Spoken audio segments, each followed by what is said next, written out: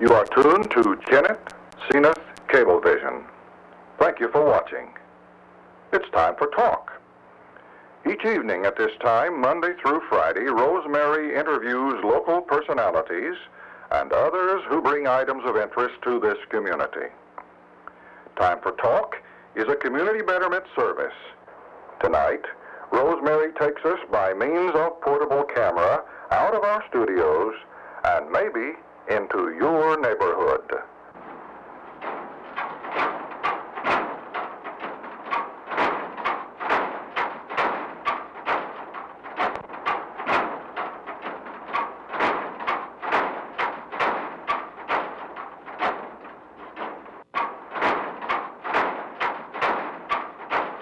About 6 o'clock every morning, and it stayed till 2 and 3 o'clock in the morning. Check it in, check it out, and Okay. the sale sold sometimes. You know, the auctioneer, he sold for 1 o'clock at night. Okay. Have you heard that this place is going to be torn down? Yes, well, and it makes me very sad. I've been walking around over, just looking it over, thinking about what I used to do out here and what people used to do and everything like that. Makes me very sad. Could we go in, do you think? It's pretty dark in there, but can we go in? I believe we can go around there at the back and go in. We don't have to go through the hog chute or anything. Now, you know what I'm looking at here? I'm looking at a book, a checkbook I just picked up from Vernie Lance. Vernie Lance, yeah. You know Vernie Lance? McCoy. Oh, and he paid $16.12 on the Cotton Exchange Bank. Well, no, they paid that. Mr. Clark paid that to Vernie Lance. Yeah. And the date on this is 1946. Yeah. Let me have it. You want to keep that? I don't want to keep that, but you want to keep that. I do. Yes, sir. I sure do. Hey, you know all of these people and every bit of this stuff. You probably find my name. Probably find your check in here, 1957, Claude Laf. Claude for Vernie. Yeah. Yeah, you know, every check I pick up, Mr. Lebo knows. Well, he was the man that owned it when they sold it. Okay. He had a little, Blake McKinney owned it, but Claude and Doc Tate and... So it's changed hands, and a lot of people bought into it, and, well, let's walk on back. You show me what's back here now. I guess the floor will hold up. Oh, yeah, it's concrete. Okay, well, if it's concrete, it ought to make it. Hang your toe and something. Yeah. Okay, now back here gets a little bit lighter because the tin's gone in lots of places. But now what'd you keep in these stalls here? Cattle. This here's the cattle side. There's cattle all the way back down this, plumb back to the chutes. And over there's a little hog pen. There's all hog pens. Now would the farmers come in and look at these things ahead of time? Yeah, they walk down these alleys and pick out what they wanted. Whenever they found what they wanted, they go through the ring where they'd bid on them. Okay, even if they had to stay till 2 in the morning to bid? If that's what they wanted. Okay. Sure did. Well, this has seen a lot of. Now tell me what I'm finding here. What the tag goes on cattle. They put glue on the back of that and stick it on the cow heel.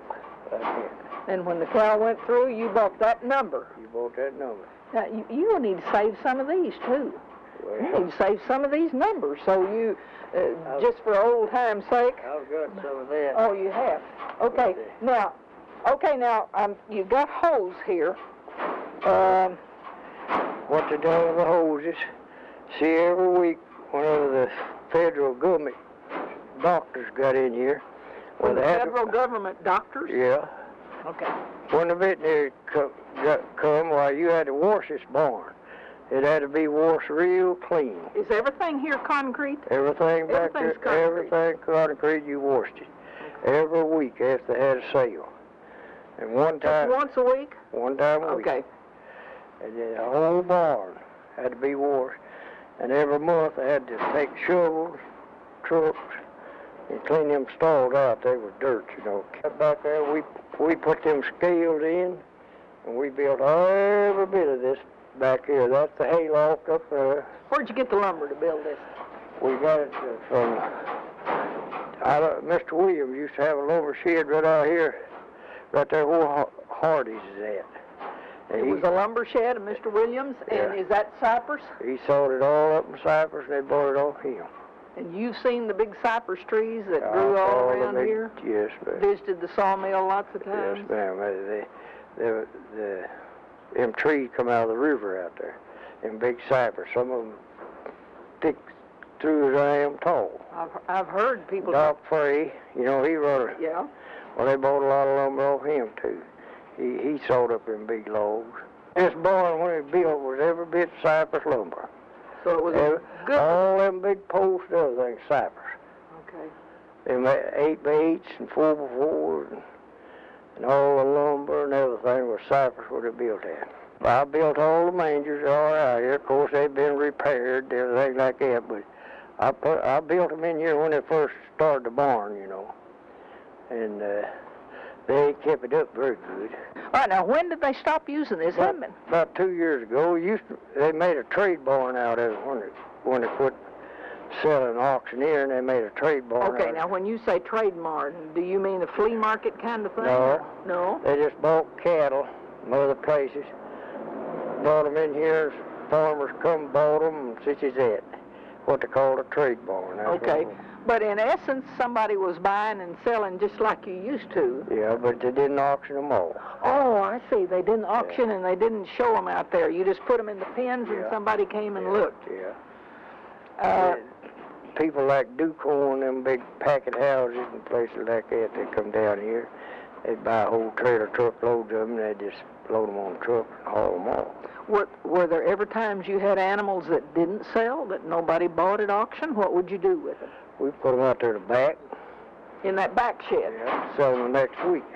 Okay. That's the way they do them. Okay. Yeah. Now, did people come here from miles away, or was it that? They come from Memphis, Tennessee, all over Tennessee, come from Poplar Bluff, come from all places like that, back early. But now, did every town like Kennett have a sale barn like this? If it was big enough, they had one back then, they had one at Mulder, one here, one at Blyville, one at Poplar Bluff. So every little town didn't have one, but like Poplar Bluff and Kennett and had their own sale barn. They're about every 40, 50 miles apart. Now, I was raised in Cardwell, and we had a man named Harv Smith who had... I know the horse, man. You did? He's a mule man. Oh, was he ever... Yeah, he could belch louder than anybody I ever heard in... He was a mule man. I've walked his fence around the mule lot many a day as I was coming home from school. I know the horse Smith well. Okay, so and he bought and sold mules just like you all did? Just like we did. He'd bring them up here, trade them, sell them. Just like, well, that's what he was, a mule trader. Yeah. What are you doing now? Well, I'm a fruit handler. I handle fruit all the time. Oh, you do? Yeah. I've been doing that for the last 10 years. I got a place over at Walmart that I sell all kind of fruit from here, you know. You got a place at where? Over at Walmart, Cruthersville. Oh, okay, okay. I sell fruit over there. That's about all I do. Retired. Yeah, but you stay busy. I stay busy. And that was all hog pen back in there.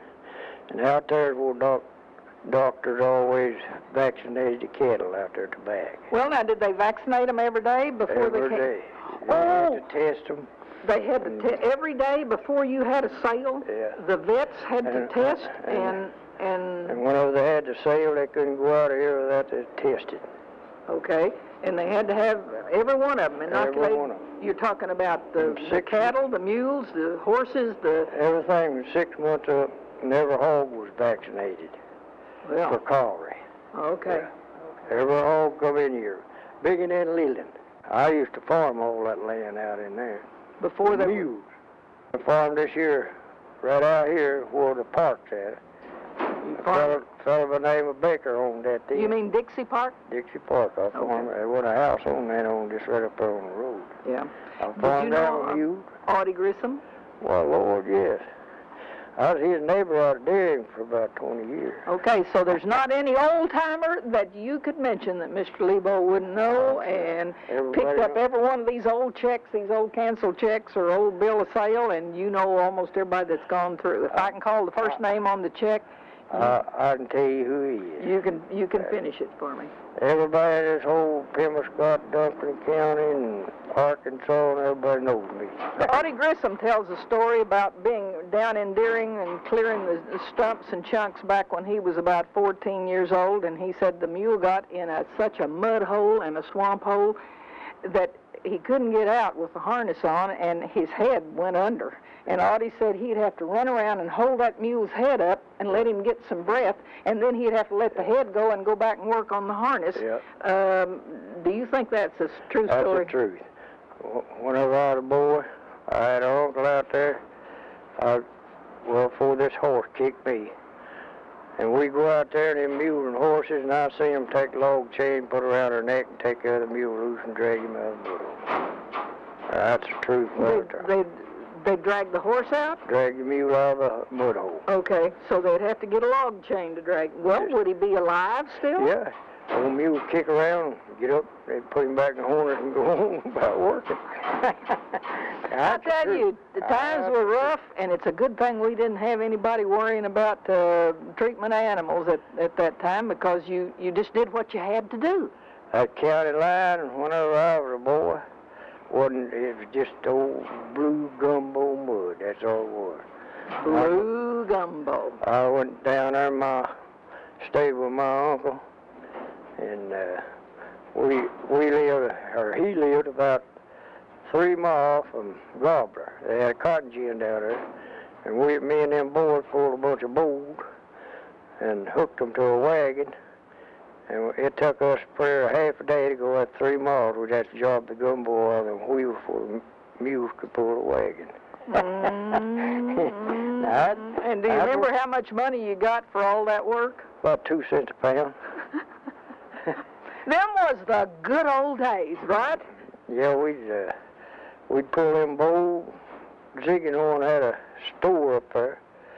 You had to walk to it, and you had one of them little old candy machines and a beetle organ in it. We pull them bowls and spend all our money for that. All 10 cents that you had. You spent it all in one place. We make 50 cents and spend it all that night.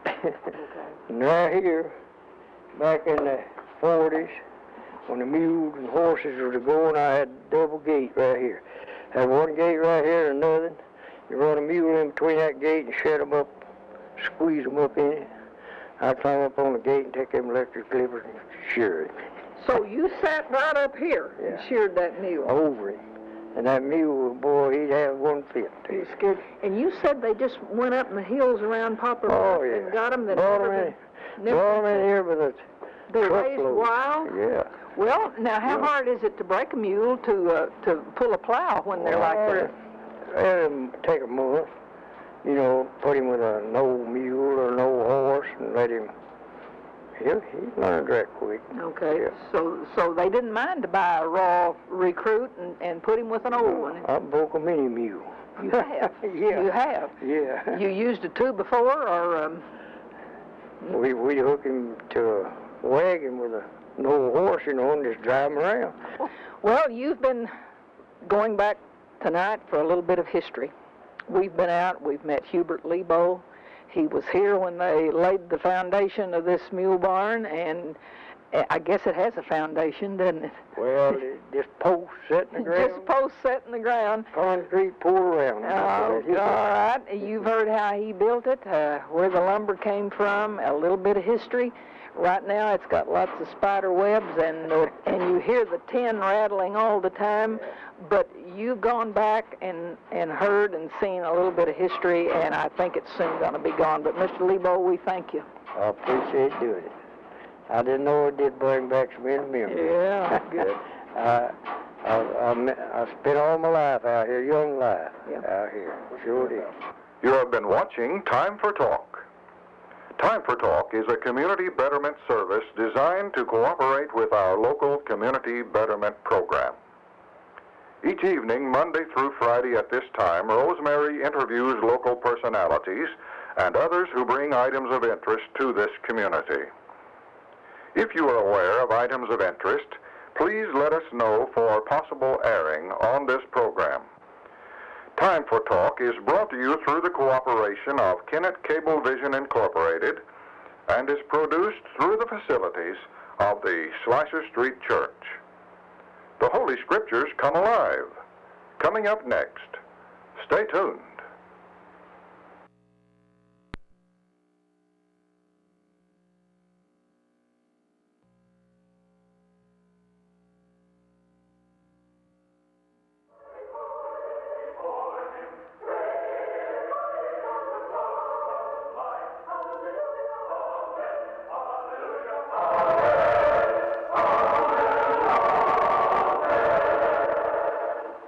Welcome to Guidelines for Life, a local origination television production made in the studios of the Slicer Street Church right here in Kennett, Missouri. The people of the Slicer Street Church want you to know that following God's rules in life will bring happiness. And now, Guidelines for Life. Good evening and welcome to Guidelines for Life. I'm Spencer Furby with the Slicer Street Church of Christ here in Kennett. Hope that you can stay with us, that you can not be rushed, but simply look at God's Word together. We have so many things that we invest our lives in and so many things that are busy all day long that you very rarely have a time to transcend time and look at things that are eternal. So for 15 minutes, let us be your guide, and we're going to talk about some things out of Matthew chapter 3. We're trying to capture Jesus as presented by the Apostle Matthew. So what better thing to do than to spend some time with Jesus, right? That's what we're going to do this evening. Matthew chapter 3, beginning verse 13. Then Jesus came from Galilee to the Jordan to be baptized by John. But John tried to deter him, saying, I need to be baptized by you, and yet you come to me? Good question. Jesus replied, let it be so now. It is proper for us to do this to fulfill all righteousness. And then John consented. He made an appeal to righteousness, and that's a beautiful way to make an argument. As soon as Jesus was baptized, he went up out of the water. At that moment, the Spirit was opened, and he saw the Spirit of God descending on him like a dove and lighting on him. And a voice from heaven said, This is my Son whom I love. With him I am well pleased. There are not many things today more controversial and divisive than one's understanding of baptism in the Christian life. People argue over who the proper candidate is. Do we baptize